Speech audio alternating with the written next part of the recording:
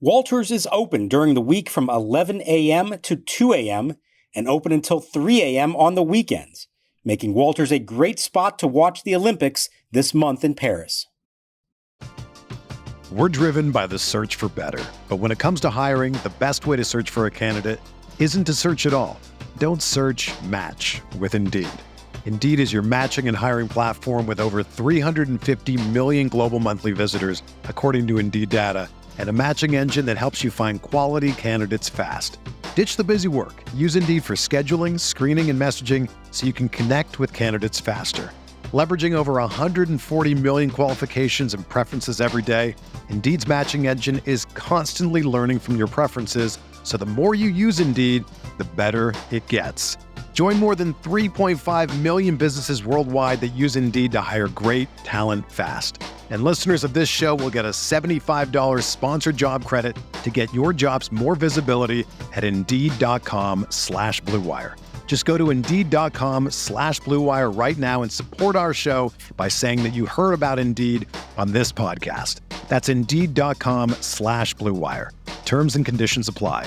Need to hire? You need Indeed. And the pitch, swing and a long drive, deep left field, way back, going, gone, goodbye!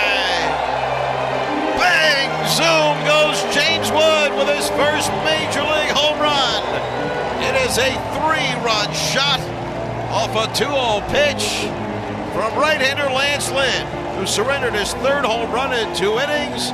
James Wood touches home plate, number 1 in his big league career. And the Nationals with 3 more here in the bottom of the second. It's now Washington 7 and St. Louis nothing. James Wood gets to wear the Uncle Slam hat into the dugout. The 3-2 pitch. Swing a line drive left field deep. Chasing back on the run is Donovan. Can't get it. It bounces off the fence on one hop. This is going to clear the bases. Lipscomb scores. Abrams scores. James Wood has 5 runs batted in. Nationals 11, Cardinals 4. A bullet opposite field double, short hopping the fence in left field. He's got a homer. He's got a double. And welcome to Nats Chat for Sunday, July 7th, 2024. Along with MASNsports.com Nationals insider Mark Zuckerman, who is at Nationals Park. I'm Al Galdi, host of the Al Galdi podcast. The Nationals youth movement is on, and it on Saturday resulted in an offensive explosion. A 14-6 win over the St. Louis Cardinals at Nationals Park in Game 2 of a 4-game series. This was a game in which the Nats totaled 15 hits and 6 walks, went 6 for 19 with runners in scoring position. The 15 hits comprised of 3 home runs, 4 doubles, and 8 singles, and hitting 1 of the home runs and providing 1 of the doubles was James Wood, who as the Nats starting left fielder and number 3 batter went 2 for 5 with a 3-run homer and a 2-run double, a 5 RBI game for James Wood. But here's all that you need to know about how good the Nats offense was in this game. The lone Nats starting position player who did not get a hit got on base 3 times, and he did so over the first 3 innings of the game. Let that sink in. The Nats for this regular season now 42-47. The Nats for a second consecutive game smashed a Cardinals starting pitcher, this time Lance Lynn. He allowed 11 runs, 10 earned in 2 2/3 innings. This is the same Lance Lynn who in NLDS Game 4 all the way back in 2012 gave up the Worthquake. Lance Lynn now in his age 37 season. He had been having a good season, but just like Sonny Gray on Friday evening, the Nats had their way with Lynn. This episode of the Nats Chat podcast is brought to us by the great Mason Kalfas and his team of 10 legal recruiters at Zenith Legal in Washington, D.C. Check out Mason's website today, zenithlegal.com, or call or text Mason at any time at 202-486-3535. We earlier on Saturday had yet another notable roster move by the Nats. Nats DFA'd third baseman Nick Senzel. We'll get to that and its implications. But Mark, this was quite the offensive performance by the Nats on Saturday.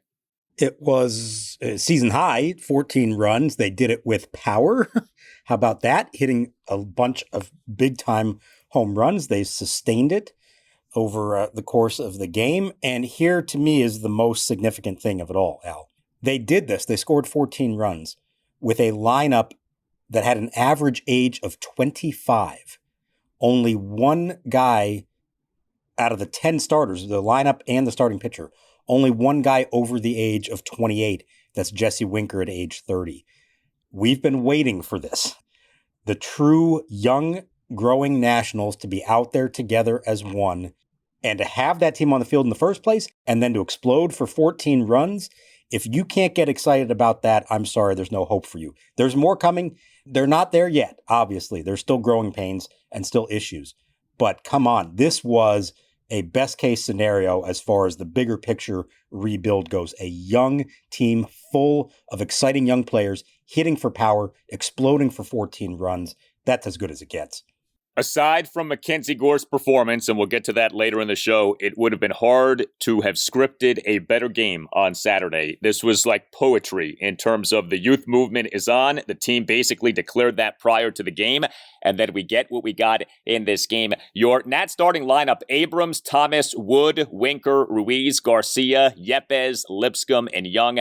All of those guys coming through in fine fashion.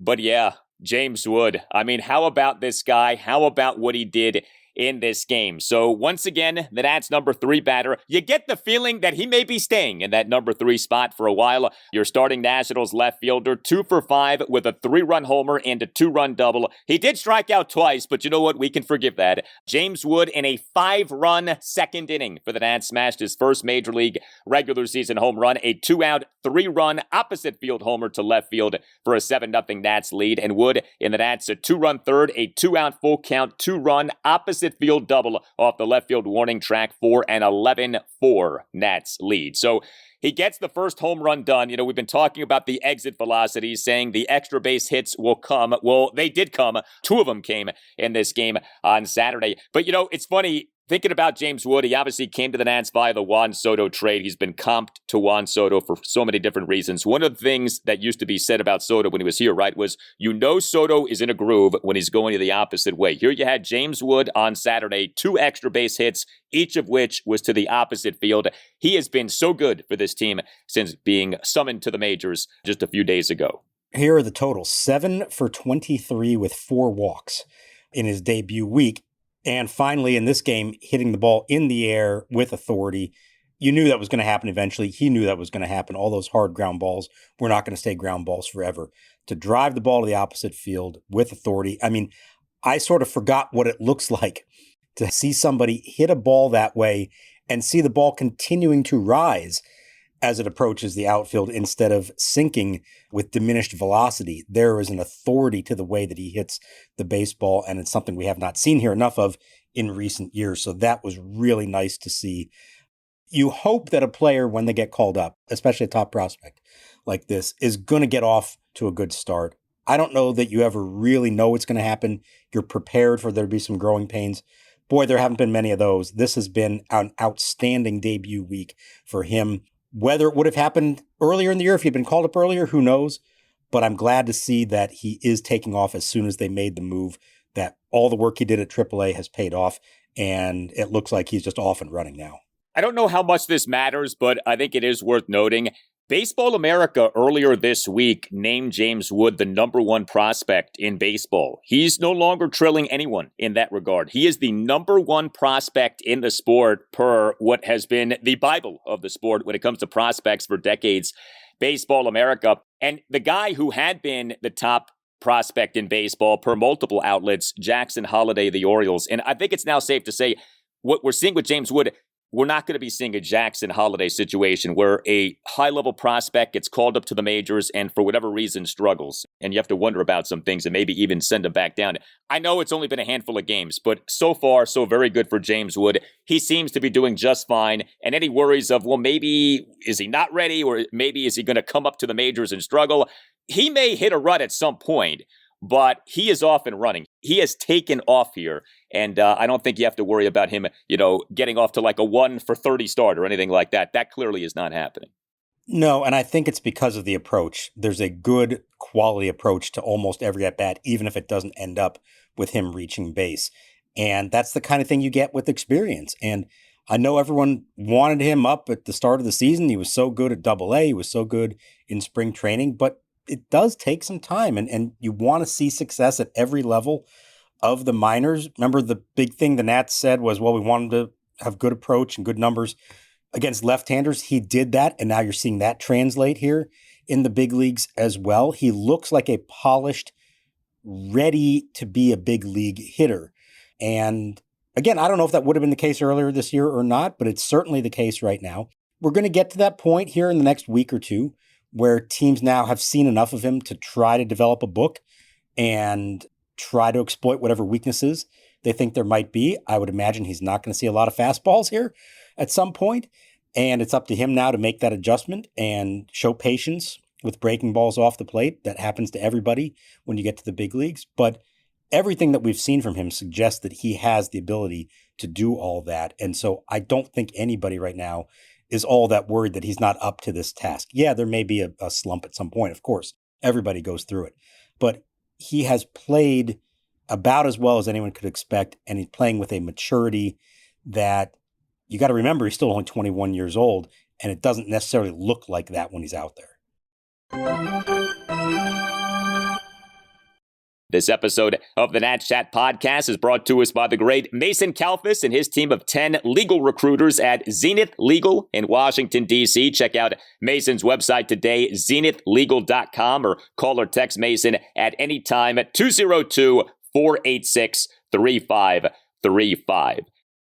Prize Picks is the easiest and most exciting way to play daily fantasy sports. Unlike other apps, on Prize Picks, it's just you against the numbers. All you do is pick more or less on 2 to 6 player stat projections and watch the winnings roll in. You can now win up to 100 times your money on Prize Picks with as little as 4 correct picks. You can turn $10 into $1,000. With the finals over, the hoops action doesn't stop on Prize Picks. Women's basketball is still heating up, with stars like Caitlin Clark and Angel Reese looking to make names for themselves, alongside greats like Brianna Stewart and Asia Wilson. You could win up to 100 times your cash watching them ball out. I know I'm looking at Clark and Stewart to put up more than their points projections, and I like Reese and Wilson to do the same to their points and rebounds combined projections too. Download the Prize Picks app today and use code BLUEWIRE for a first deposit match up to $100. That's code BLUEWIRE on Prize Picks for a first deposit match up to $100. Pick more, pick less. It's that easy.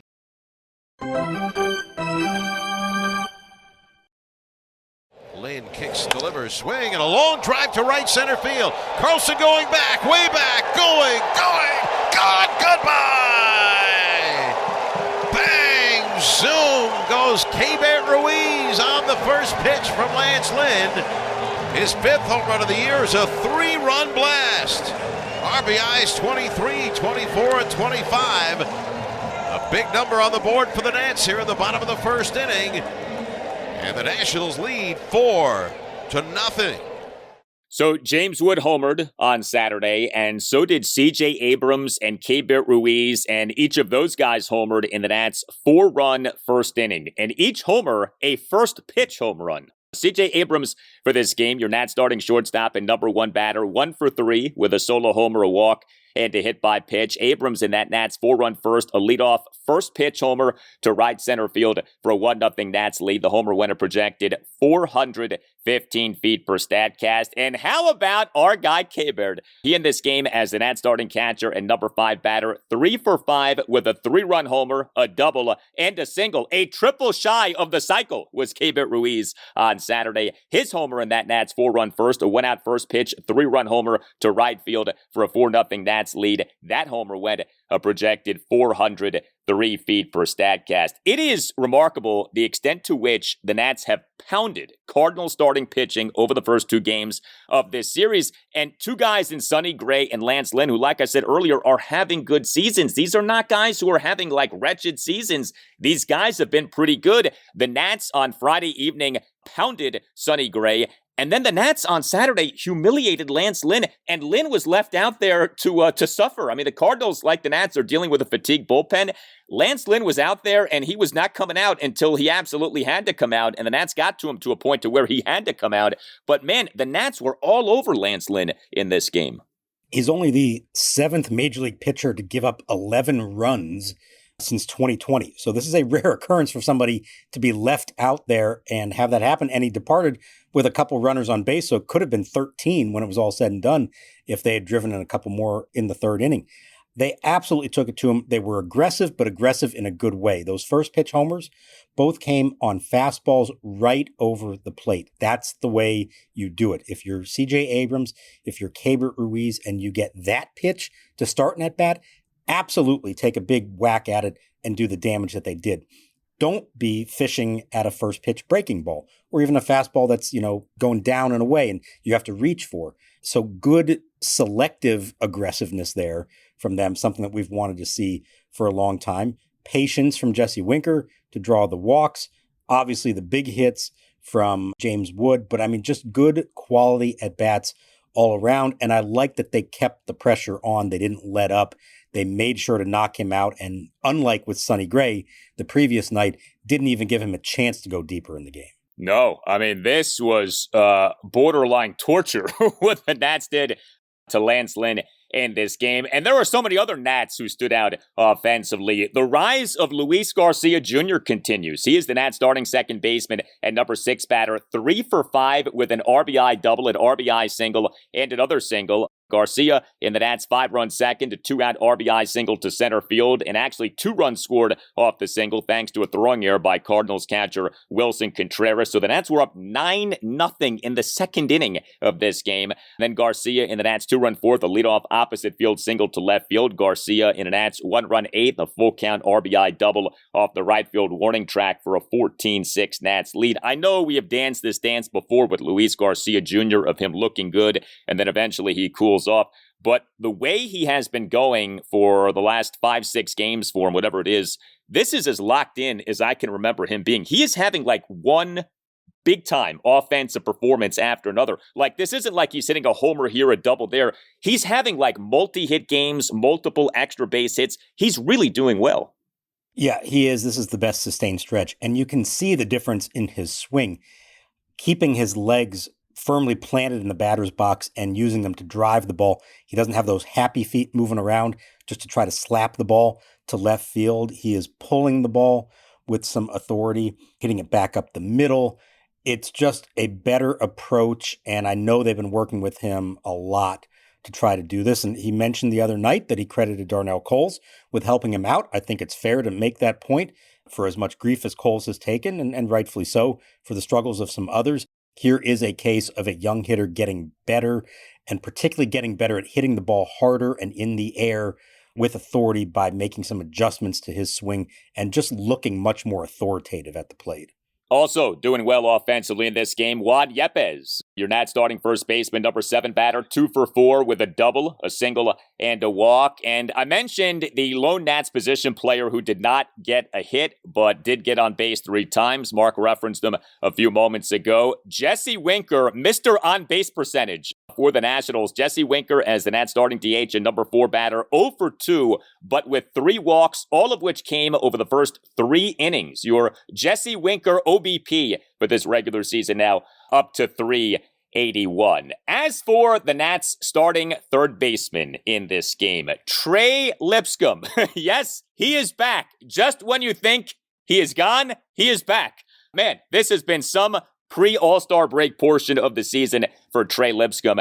And how about what brought him back to the majors? The Nats on Saturday afternoon announcing having designated third baseman Nick Senzel for assignment. So you take a step back and you think about what has transpired with the Nats from a transactional standpoint over the last week. Eddie Rosario DFA'd, Joey Meneses optioned to AAA Rochester, and now Nick Senzel DFA'd. And it's not just that. Davey Martinez, prior to this game on Saturday, told Mark Zuckerman and others that the working idea is for Trey Lipscomb now to be the Nats' number 1 third baseman. Trey to come up and play the majority of the time at third base. We want to give him a shot. There's a lot to talk about with this. We got into the whole youth movement aspect of it earlier in the show, but something has changed here, seemingly. Trey Lipscomb, this is his 4th stint at the major league level this regular season, and in each of the 3 previous stints, we saw the playing time be sporadic. At times it was consistent, but the more recent times, it wasn't consistent. And it felt like the Nats maybe weren't so high on Trey Lipscomb. Now all of a sudden they're saying he's our number one third baseman. And they've DFA'd Nick Senzel, who was supposed to be their number one third baseman. And, you take the Nick Senzel DFAing and you combine it with what I just mentioned, Rosario getting DFA'd, Joey Meneses being optioned. What changed here? What has prompted all of this? I think it's just the calendar, honestly. I think in the back of their minds, they felt like once we get to the second half of the season, these are the kind of moves we want to make. We want to transition to the young position players. I think they hoped that the older guys would produce either to the extent that they could help them win, like in the case of a Meneses, or that they could play well enough to have some trade value like Rosario and Senzel. It didn't happen clearly in those two cases.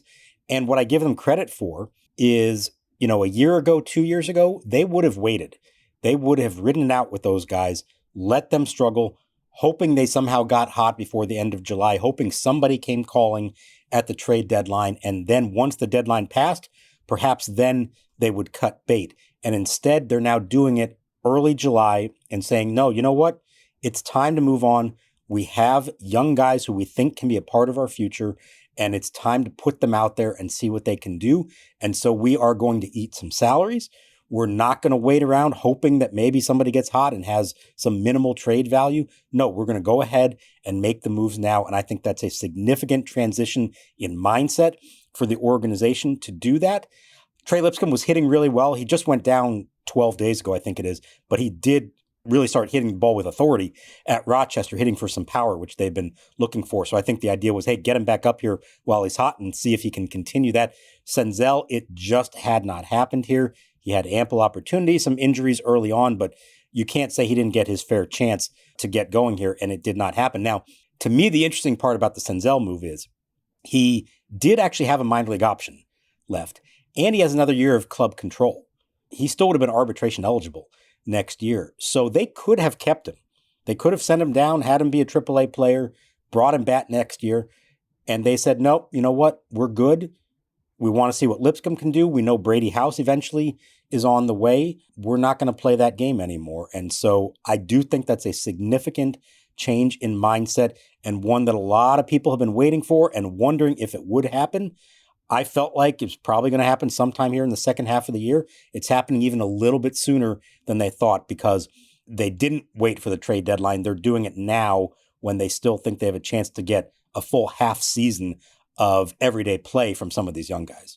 Now, Senzel, because he has more than 5 years of service time, didn't he have to approve being optioned even though he still has options? Isn't that how that works? Well, he had less than 5 coming into the year. Has he crossed the 5-year threshold at this point? I don't know. We should check that. I do know, and you obviously know too, when you reach a certain service time threshold, it almost doesn't matter if you have options, right? Because you can then decline being optioned. Yeah, you can decline an option. So maybe that was at play here. I'm not 100% sure of that. But point being that they did have another year of control of him. So if they really wanted to, they could have tried to talk him into it or come up with some kind of scenario that would say, we'd like to maybe keep you. No, instead, they eat his $2 million salary. It's not a huge salary, but it is something. If another team claims him off waivers, and my guess is that probably won't happen, they would pick up the prorated portion. Instead, the Nats are going to be paying his salary, and if anybody else does sign him, they will pay a very small amount for the rest of the year of the major league minimum, and the Nats are on the hook. And again, that's the kind of move, the Rosario move, not the kind of thing we have seen them do here in recent years. We've seen them ride it out with Nelson Cruz and Cesar Hernandez. They finally got rid of Corey Dickerson after the trade deadline last year. So I do think this is a real transition for them. And I think it has to do with who they know they now have ready to take over. Trey Lipscomb, we don't know. There's no guarantee he becomes an everyday player for this team in the long run or even a regular off the bench. But I think they've seen enough to say it's worth it now to find out. Put him out there. Don't have that pressure of, well, we could send you back down in a week or two when somebody else gets healthy. The job is his. Now, he's got to perform. If he really struggles, they're not going to stick with it forever. But there's an opportunity there for him now, and especially just at one position, not bouncing him around. That's how they want to do this. It's been a weird year for him, obviously. Hopefully, this is now what gives him the comfort to go out and play baseball the way that he can.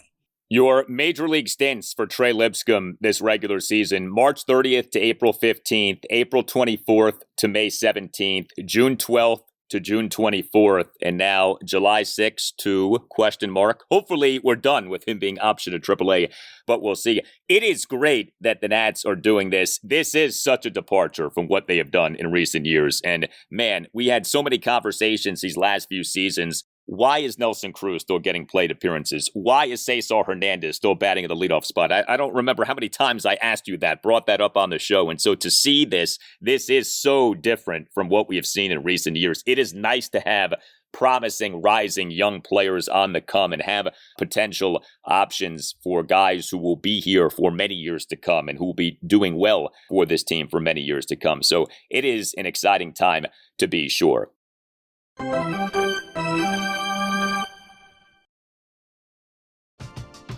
We're driven by the search for better. But when it comes to hiring, the best way to search for a candidate isn't to search at all.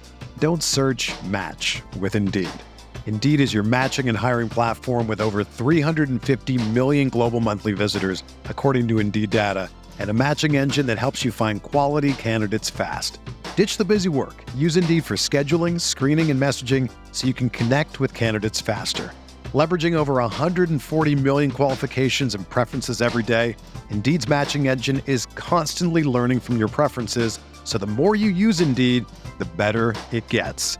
Join more than 3.5 million businesses worldwide that use Indeed to hire great talent fast. And listeners of this show will get a $75 sponsored job credit to get your jobs more visibility at Indeed.com/Blue Wire. Just go to Indeed.com/Blue Wire right now and support our show by saying that you heard about Indeed on this podcast. That's Indeed.com/Blue Wire. Terms and conditions apply. Need to hire? You need Indeed. This podcast is supported by IPVanish VPN. If you care about the security of your online activity, the easiest way to protect yourself is with IPVanish. With a rating of excellent on Trustpilot, IPVanish provides an encrypted connection for all your internet traffic, helping to prevent websites, Wi-Fi providers, and hackers from intercepting your data. Help keep your financial details, personal information, and online activity safe from threats with IPVanish. Get started with this limited time offer and save 83% on your 2-year subscription. Visit IPVanish.com/Blue Wire. That's IPVanish.com/Blue Wire. Dylan Cruz had a pair of hits on Saturday for Rochester while hitting leadoff, also drew a walk. His OPS is at .699 since joining the Red Wings. Darren Baker played second base, hit right behind him, walk-off single in the bottom of the 10th. Now back to the show. Goldschmidt at second, Arenado at first. Now the 2-0 delivery. Swinging a line drive, base hit right center field. This one up the gap. Cut off by Young. Goldschmidt scoring. Arenado to third. The throw into second will hold Donovan at first. It's now the Nationals 9 and the Cardinals 4. Donovan drives in his 43rd run. Gore cannot find the third out here in this inning. So there were so many positives for the Nats in this 14-6 win over the Cardinals at Nationals Park on Saturday, but there was a negative, and that was MacKenzie Gore. And, I don't know that this was the worst start of the season by a Nats starting pitcher in terms of the final line, although the final line was not good. But this, to me, was the most disappointing performance by a Nats starting pitcher this season. MacKenzie Gore on Saturday, 5 runs in 3 1/3 innings. Given that the Nats scored 9 runs over the first 2 innings, 11 runs over the first 3 innings, given that the Nats have an ultra-fatigued bullpen, and given who Gore is, right, this supremely talented pitcher who profiles as a potential ace, to see him last for 3 1/3 innings in this game, just very disappointing. And I'm sure it is to him too. We've talked about this with MacKenzie Gore. There is extreme volatility with this guy. He can give you 1 run in 7 innings with 10 strikeouts. He can do as he did on Saturday, 5 runs in 3 1/3 innings. And you're just never quite sure which MacKenzie Gore is going to show up. He in this game gave up 6 hits, which were a double and 5 singles. He issued a whopping 5 walks and a run-scoring wild pitch. He did record 5 strikeouts, but all of this came together to do what has happened so often with Gore, and that is give him a sky-high pitch count. MacKenzie Gore over his 3 1/3 innings threw 90 pitches, 53 strikes, 37 balls. It was brutally hot on Saturday, no doubt, But man, 3 1/3 innings, you certainly wanted and needed more from Gore in this game. What was so frustrating and bizarre about it is that his first 2 innings were exactly what you want. 7 batters faced, 6 outs, 25 pitches, 20 strikes, and he had 3 strikeouts. So as much as we talk about, he's a high strikeout guy and that drives the pitch count up, he actually, in those first 2 innings, was showing that he could be efficient and still strike guys out. And you thought this is going to be a great day for him. And then they take this 9-0 lead, commanding lead that you shouldn't even have to think about, and say, all you got to do now is go out there and throw strikes and make them hit it. And the 3rd inning was as torturous as it gets. 44 pitches he threw in the 3rd inning, and it included walks, long at-bats, obviously 4 runs being scored, and all of a sudden the pitch count is now up to 69. You have to keep pushing him because this is a day where they knew the bullpen was severely depleted. So you send him back out there for the 4th, hope for the best, strikes out the first batter, and then walks 3 straight guys. And these are not close misses. These were all over the place kind of misses. It had, I hate to say, a very Gio Gonzalez-esque quality to it. And I say that with a laugh because there were some comments in the press box from both Washington and St. Louis reporters who know their history of the Cardinals being able to rally from big deficits in this ballpark and how Gio Gonzalez played a huge part in that in Game 5 of the 2012 NLDS. And this had a similar vibe there for just a little bit. Thankfully, it never got to that point. But that was the kind of thing you used to expect, unfortunately, out of Gio Gonzalez. So very disappointing. Gore made no excuses for it. He was down on himself. He said, I'm glad we still won the game, but he knew that he put the bullpen in a very tough spot.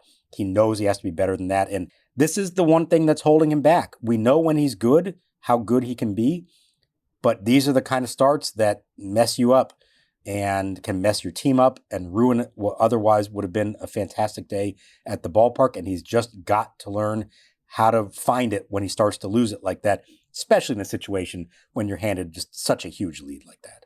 I brought this up after Gore's last outing, him being dead last among all qualified pitchers in the majors this regular season in pitches per inning. He still is dead last. That pitches per inning number now is at 18.38. But it's not just that.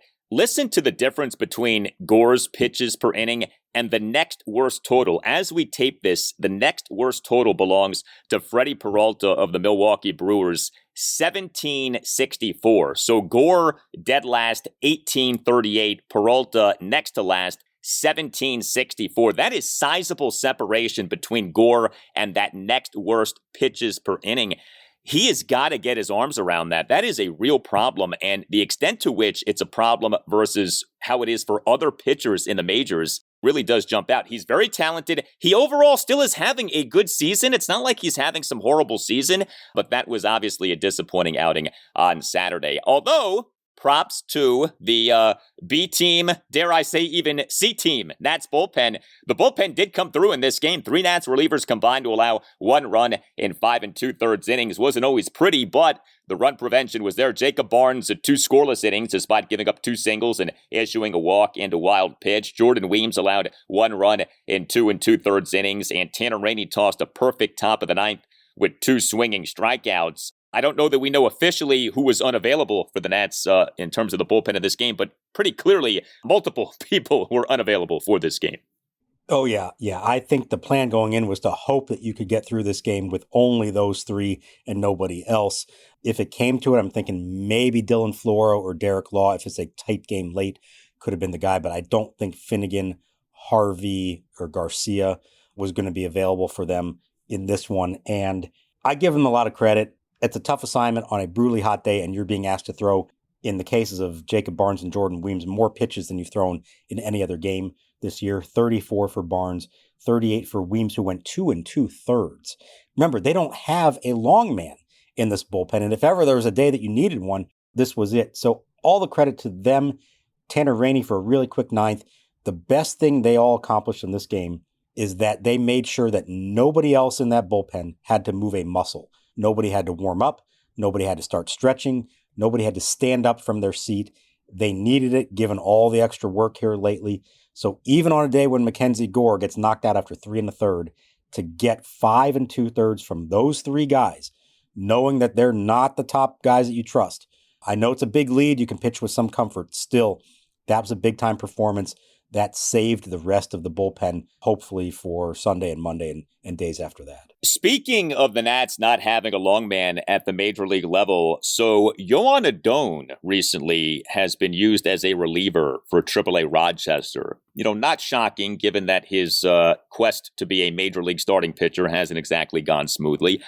Do you think the idea is to fast-track him to the majors and have him join this Nats bullpen and potentially be what this team has not had at any point this season, a true long man in the bullpen? Yeah, I think it could be. I think also you look at the circumstances. There was a feeling there for a while that they would have a long man before too long, either in the form of Trevor Williams or Patrick Corbin. What happened? Trevor Williams pitched really well and then got hurt. Patrick Corbin was destined, we thought, for a long relief role in the bullpen, but then Josiah Gray had his setback. Cade Cavalli hasn't come back yet. And so, as we've discussed, Corbin's not going anywhere for now. So I do think they are aware of their deficiency there and know that there isn't going to be an obvious solution come from their big league rotation to move to the bullpen. So here's a guy who he's had his shot as a starter. It hasn't quite worked out for them. They have enough other depth at AAA. They can afford just to put him there, give it a try. I don't know if it's going to work out for him, but he is a guy that we have seen at times in spurts can be quite good.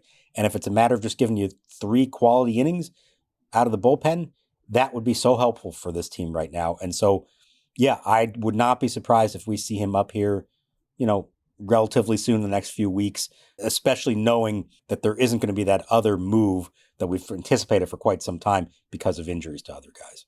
All right, so we have Game 3 of this series for the Nats against the Cardinals Sunday afternoon at 1:35. DJ Hers will be the Nats starting pitcher. Also on Sunday, we will find out who from the Nats has made the 2024 National League All-Star team. Conventional thought would say there are 3 legitimate Nationals candidates to make the NL All-Star team this season: C.J. Abrams, Jake Irvin, and Kyle Finnegan. I would love to see all 3 make it. I would be surprised if all 3 made it, but I'd like to think that perhaps 2 of the 3 can make it. My guess would be Abrams and Finnegan have the best shots. How likely do you think it is that we have multiple Nats on the NL All-Star team this year? I think it's a long shot.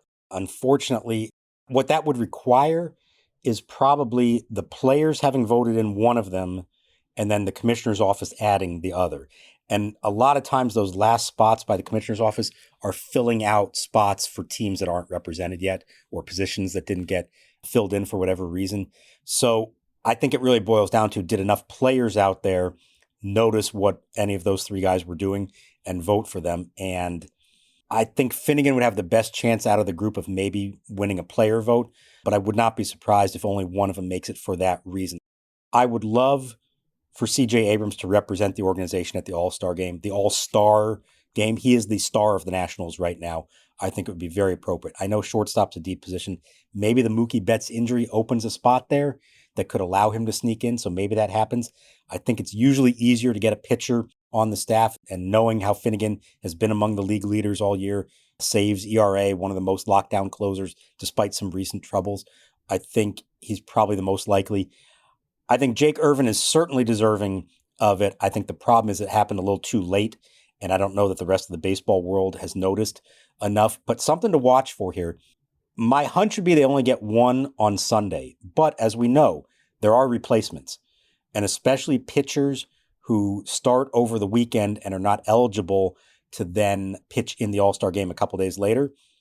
That could open the door for somebody else, either Irvin or Finnegan. I haven't looked ahead to see when Irvin's start would be, if he would disqualify himself by pitching next weekend in Milwaukee. But if he doesn't do that, that could pave the way for him. So I'm going to say Finnegan makes it on Sunday. Abrams doesn't quite get there, but there's a potential for Irvin to be added later on as a replacement. Jake Irvin coming into Saturday, number 3 among all National League pitchers in WAR for Baseball Reference for this regular season, 2.9. Number 3 in the league among pitchers in B-WAR for this season. How many people anticipated that? You can hit us up on X at Nats_chat. You can email the podcast, natschatpodcast natschat@gmail.com. We have a website that we invite you to check out as well, natschatpodcast.com, in which you can purchase a Nats Chat Podcast t-shirt. This episode of the Nats Chat Podcast is brought to us by the great Mason Kalfas and his team of 10 legal recruiters at Zenith Legal in Washington, D.C. Check out Mason's website today, zenithlegal.com, or call or text Mason at any time at 202-486-3535. All Nationals radio highlights on Nats Chat are courtesy of 106.7 The Fan. Nats Chat is on the radio Sunday morning 9 to 10 on ESPN Richmond, which is 106.1 FM in the Richmond, Virginia area, and Sunday morning 9 to 10 on Priority Sports Radio 94.1 in the Virginia Beach area. For Mark Zuckerman, I'm Al Galdi. We thank you for listening, and we'll talk to you next time on the Nats Chat Podcast. Here is C.J. Abrams standing in for the left side, and Lynn's first pitch is drilled to deep center field. This is way back. Ciani to the warning track, to the wall, and it is gone. Goodbye! Bang! Zoom goes C.J. Abrams on the first pitch from right-hander Lance Lynn. It's his fourth leadoff home run this year and the sixth of his career. Over the big wall in right center, over the Geico billboard. And it's the Nationals 1 and the Cardinals nothing.